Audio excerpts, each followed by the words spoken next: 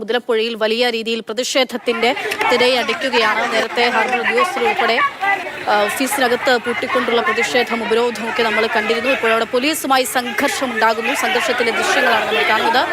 സംഘർഷഭരിതമാകുകയാണ് സാഹചര്യം. ഹാർബർ ഓഫീസിന് മുന്നിലുള്ള പ്രതിഷേധം സംഘർഷത്തിലേക്ക് എത്തുന്നു. മാധ്യമപ്രവർത്തകർക്ക് നേരെ വരെ ആളുകൾ ഓടിയെടുക്കുന്നുണ്ട്. എന്താണ് സംഭവിക്കുന്നതെന്ന് വ്യക്തമാകേണ്ടിയിരിക്കുന്നു. എന്തായാലും സംഘർഷഭരിതമാകുന്ന സാഹചര്യമാണ് കണ്ടുകൊണ്ടിരിക്കുന്നത്.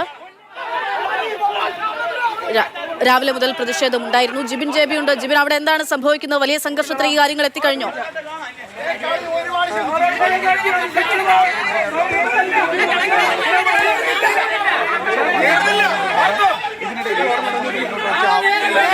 പോലീസ് ഇടപെട്ട് ഹാർബർ എക്സിക്യൂട്ടീവ് എഞ്ചിനീയറെ പുറത്തിറക്കിയിരുന്നു. പിന്നാലെയാണ് സംഘർഷാവസ്ഥ സ്ഥലത്തുണ്ടാകുന്നത്. പോലീസും തൊഴിലാളികളും മത്സ്യത്തൊഴിലാളികളും തമ്മിൽ സംഘർഷം ഉണ്ടാവുകയാണ്. ഉപരോധ സമരം 10 മണിക്കൂർ പിന്നിടുന്നു. അതിനിടയിലാണ് ഈ സംഘർഷാവസ്ഥ പൊട്ടിപ്പുറപ്പെട്ടിരിക്കുന്നത്.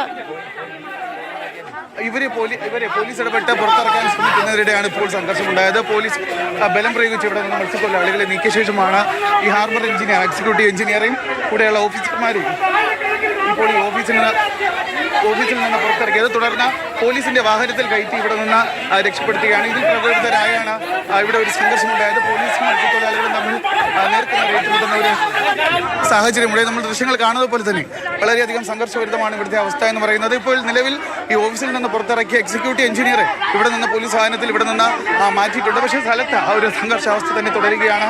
മത്സ്യത്തൊഴിലാളികളും പോലീസും നേർക്ക് നേർ നിൽക്കുന്ന ഒരു സാഹചര്യമാണ് ഇവിടെയുള്ളത്.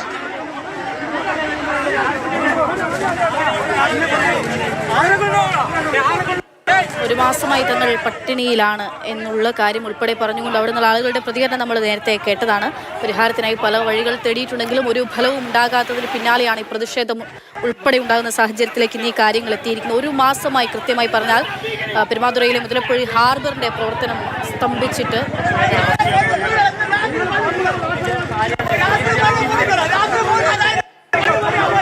ഹലോ, പറയൂ ജിബിൻ, പറഞ്ഞോളൂ.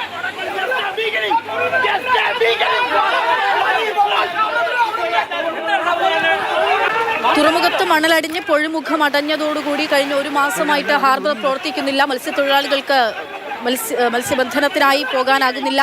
ഇതിന് പിന്നാലെയാണ് ഇവിടെ ആകെ പട്ടിണിയാണ് എന്നുള്ള അവസ്ഥ അവരുടെയുള്ള മത്സ്യത്തൊഴിലാളികൾ തന്നെ പല ആവർത്തി പറഞ്ഞു കഴിഞ്ഞു. പല പ്രശ്നപരിഹാര വഴികളൊക്കെ തേടിയിട്ട് ഒന്നും അതിൽ പരിഹാരം കണ്ടെത്താനായില്ല.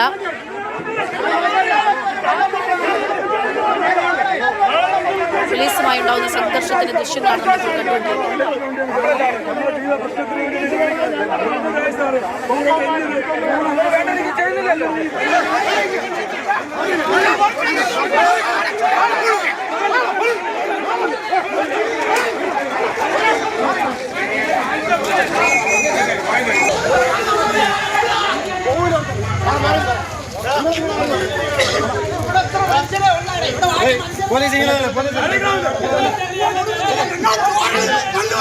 മുടങ്ങിയതാണ് തുറമുഖത്താകെയും മണലടിയാൻ കാരണമായത്.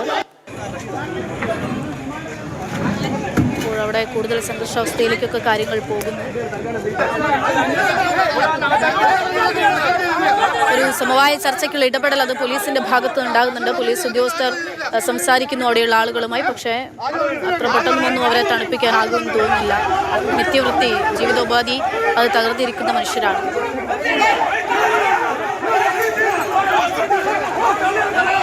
ഡ്രഡ്ജർ എത്തിച്ചുകൊണ്ട് മണൽ നീക്കാനുള്ള ശ്രമം സർക്കാരിന്റെ ഭാഗത്തു നിന്നുണ്ടായിരുന്നു. പിന്നീട് കണ്ണൂർ അഴീക്കൽ നിന്നുൾപ്പെടെ ഡ്രഡ്ജർ എത്തിക്കുന്ന നടപടികൾ സ്വീകരിച്ചെങ്കിൽ പോലും ഒന്നും ഫലവത്തായില്ല എന്നുള്ളതാണ്.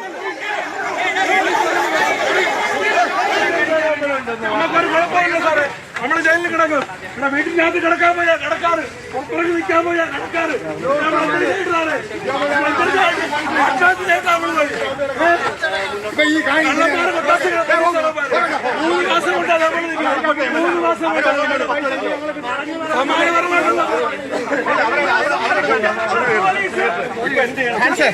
അതിനിടയിൽ പോലീസ് തന്നെ വനിതാ ഉദ്യോഗസ്ഥരായിട്ടുള്ള ജിബിൻ കേൾക്കാമോ?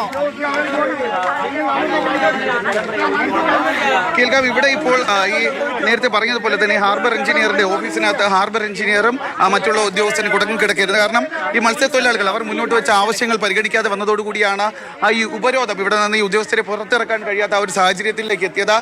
തുടർന്നാണ് പോലീസ് ഇടപെട്ടുകൊണ്ട് ഈ ഫ്രണ്ടിനുള്ള അതായത് ഹാർബർ എഞ്ചിനീയറുടെ ഓഫീസിന് മുന്നിലുണ്ടായിരുന്ന പ്രവർത്തകരെ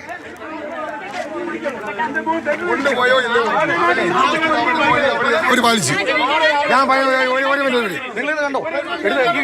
ഒരു മിനിറ്റ് ചേട്ടാ, നിങ്ങൾ കാണിച്ചത് മഹാപോക്രത്വം. എന്താ മീഡിയക്കാർ എപ്പോഴും ലൈവ് കാണണം.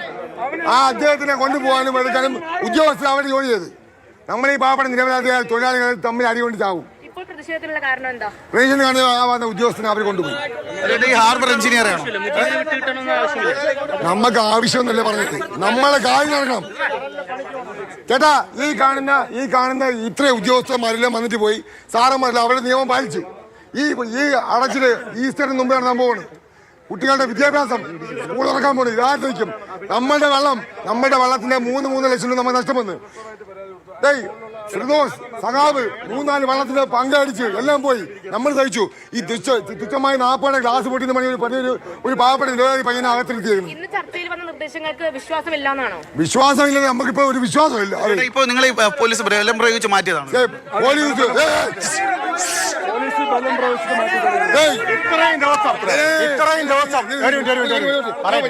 ഇത്രയും ദിവസം നമ്മള് സമരം ചെയ്യുമ്പോഴത്തേക്കെല്ലാം പോലീസ് നമുക്ക് അനുകൂലമായിരുന്നു.